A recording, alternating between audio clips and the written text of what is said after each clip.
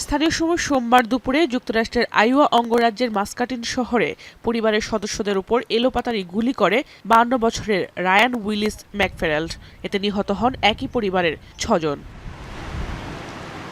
মাস্কাটিন police জানিয়েছে, শহরের দুটি বাড়ি ও একটি ব্যবসা প্রতিষ্ঠানে ধারাবাহিক হত্যাকাণ্ড ঘটেছে। খবর পেয়ে ঘটনাস্থলে গেলে প্রথমে একটি বাড়ি থেকে 4 জনকে গুলিবিদ্ধ অবস্থায় উদ্ধার করে পুলিশ। পরে সেখানেই তাদের মৃত ঘোষণা করা হয়। Muscom received a report of a shooting at 210 Park Avenue in Muscatine. Officers and emergency medical personnel were dispatched immediately.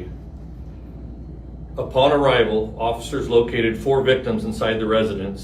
All 4 victims had suffered gunshot wounds and were pronounced deceased at scene.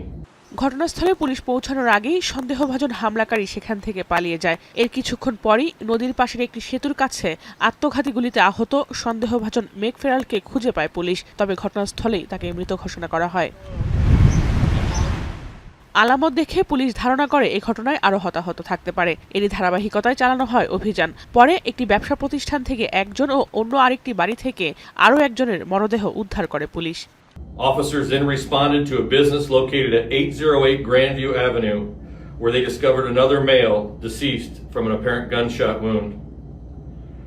The preliminary investigation indicates the shooting stemmed from a domestic dispute. At this time, all victims are believed to be family members of the deceased.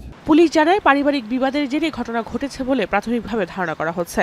নিহত সবাই একই পরিবারের সদস্য বলেও ধারণা তাদের। তবে এ নিয়ে চলছে তদন্ত। এছাড়াও এই ঘটনায় আরও কেউ জড়িত আছে কিনা তা খতিয়ে দেখছে মাস্কাটিন পুলিশ। জাহানারা ভুঁইয়া, এখন বিশ্ব।